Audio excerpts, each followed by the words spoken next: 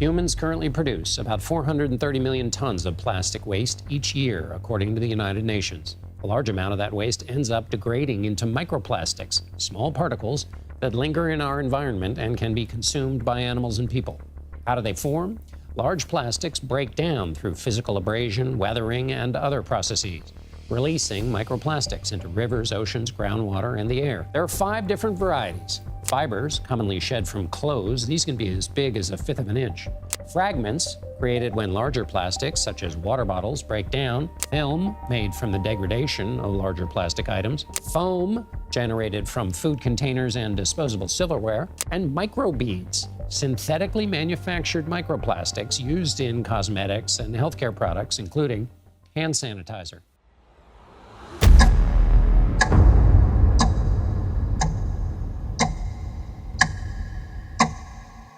Plastic.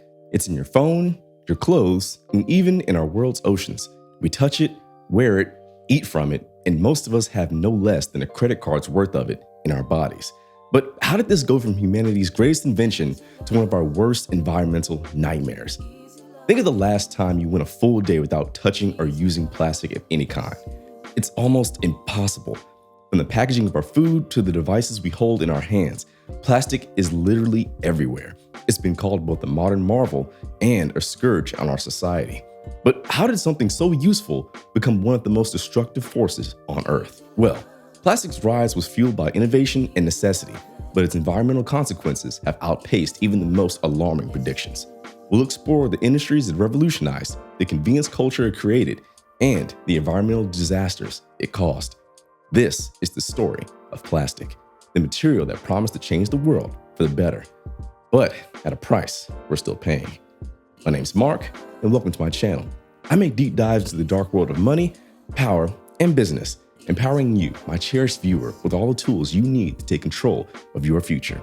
Be sure to hit the like button, subscribe, and hit the bell icon so you don't miss out on future uploads. We are dangerously close to 1,000 subscribers, and I'm grateful for all the people who have subscribed thus far as a part of the OG 1000 Club.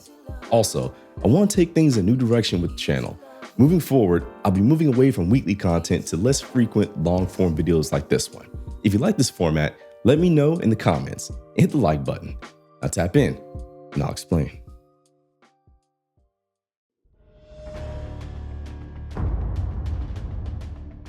Our story begins in the mid-19th century when Alexander Parkes invented Parkesine, the first man-made plastic. Although it was biodegradable and derived from organic materials like cellulose, it was expensive and ultimately failed commercially. Still, Parkesine paved the way for future innovations in synthetic materials. Fast forward to 1907, when chemist Leo Baekeland invented Bakelite, the first fully synthetic plastic. It was non-conductive, heat-resistant, and could be molded into just about anything. Suddenly, items that were once fragile or rare became affordable and durable. Electrical insulation, radios, combs, and even jewelry. Plastic made modern life possible. It was billed as a material of 1,000 uses. However, we now know it should have been given a more fitting name, the material of 1,000 years. You see, Bakelite's successes led to an explosion of research into other plastics, sparking a race for new synthetic materials. Companies like DuPont developed materials like nylon, transforming industries from fashion to automotive production. Nylon stockings became a wartime necessity and a post-war fashion must-have. The world was hooked on plastic, and there was no turning back. By the mid-20th century, chemists had created materials like polyethylene and PVC. These were plastics that could be used in pipes, films, and even early computers. These materials were game changers, embedding plastic into every facet of modern life. Convenience, durability, and affordability became plastic's selling points and humanity's greatest curse. Plastics also fueled the development of the modern packing industry. Transparent plastic wraps like cellophane kept food fresh longer, helping supermarkets expand their reach. And by the late 1940s and 50s, plastics were synonymous with progress, transforming every industry from textiles to construction. Plastic truly hit its stride during World War II. The military needed cheap, durable materials that could be mass-produced. Parachutes, helmet liners, vehicle parts, and even aircraft components were all made of plastic. The war effort turbocharged plastic innovation, but once peace returned to the world, all the production infrastructure pivoted into making consumer goods. Wartime rationing and technological advancement in these polymers meant that plastics could be made in huge quantities. Substituting metal with plastic saved lives and resources. From military gear to canteens, plastic proved its worth in combat. This efficiency, however, planted the seeds for a post-war plastic boom that would reshape life. By 1945, plastic production was deeply integrated into industry and infrastructure. Factories that once produced fighter plane components now manufactured household appliances, toys, and furniture.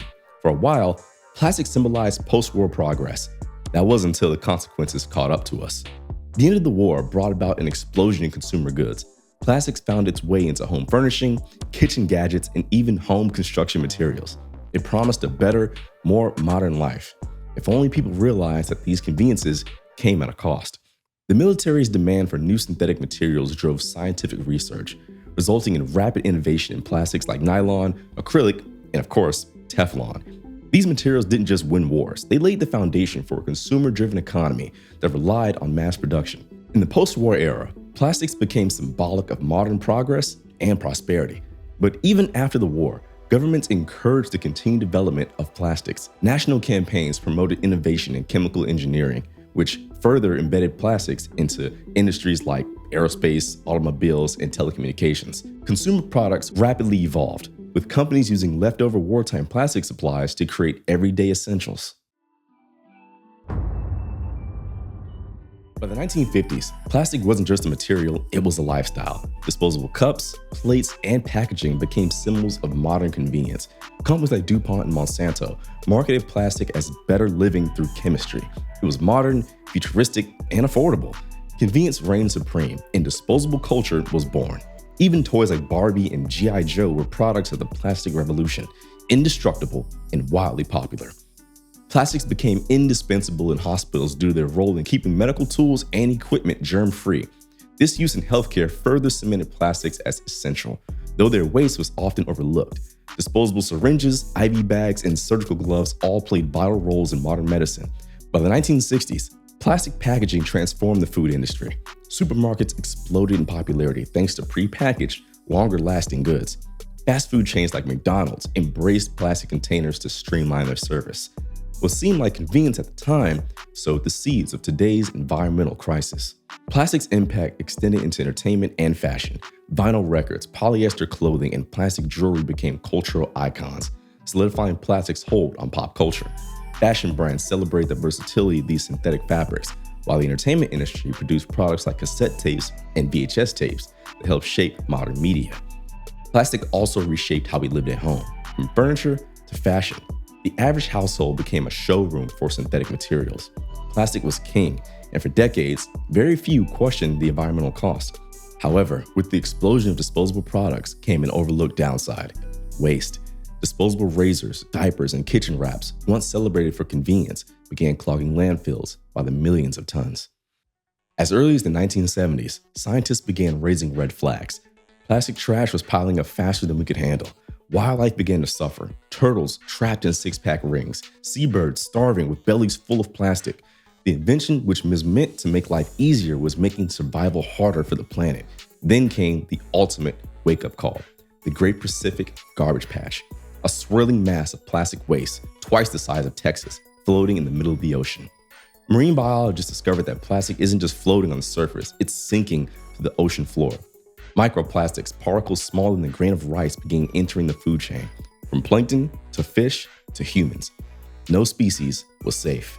These microplastics can leach harmful chemicals into the environment, posing long-term risks to ecosystems and human health.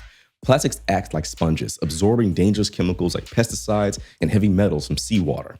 When consumed by marine life, these chemicals can bioaccumulate, intensifying as they move up the food chain and eventually onto our plates.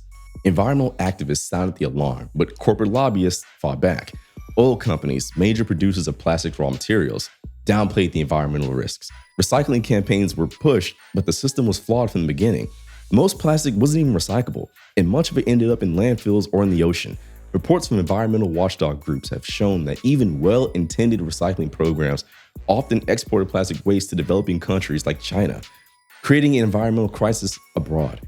Research from global environmental organizations showed that ocean currents carry plastic waste across continents, making pollution a truly environmental crisis.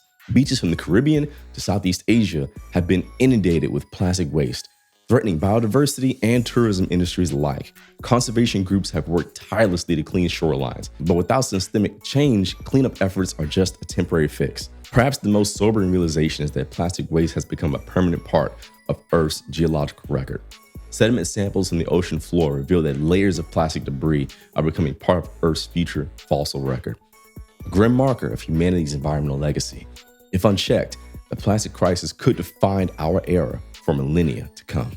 Microplastics have now been found in the most remote corners of the Earth, from the Arctic ice to the Mariana Trench. Recent studies showed that humans consume microplastics through seafood, water, and even salt. Microplastics have been detected in human tissues, raising concerns about potential long-term health effects. Despite growing awareness, global plastic production continues to rise, driven by consumer demand and corporate interests. The plastic industry is projected to grow even further into the next decade, fueled by investments in new plastic manufacturing plants. Recycling efforts have proven insufficient, with less than 10% of plastic waste ever actually being recycled. Corporate greenwashing campaigns often shift the blame onto consumers, while avoiding meaningful reductions in production. Solving the global plastic addiction crisis requires more than individual action. It demands systemic change. This includes international treaties, strict regulations on plastic production, and funding for cutting-edge research into biodegradable alternatives. Without unified global action, the world risks drowning in its own synthetic creation. If you enjoyed this deep dive into the current state of our plastic waste epidemic, please be sure to hit the like button and subscribe. These videos take quite a while to write, produce, and edit, especially the long-form videos like this one. If you enjoyed this format, let me know by liking the video and leave me a comment. I greatly appreciate it. And as always, my name is Mark. You've been great. Stay dangerous, and I'll see you in the next one.